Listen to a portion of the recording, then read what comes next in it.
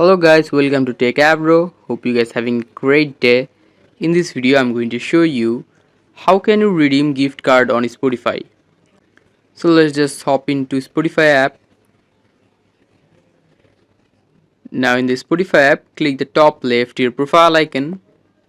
Click on settings and privacy. Now scroll down and here you can see about, click on it. And the last option is support. Click the right side of the support.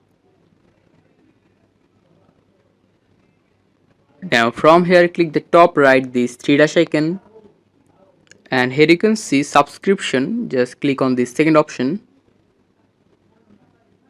Now scroll down and here you can see in the payment option the third option is redeem. Click on it.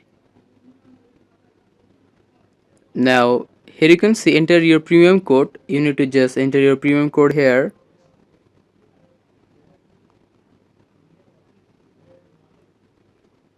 And after entering your premium code, just click on this I'm not a robot, and after that you need to just click on continue, and after continue you can just redeem your gift card in Spotify.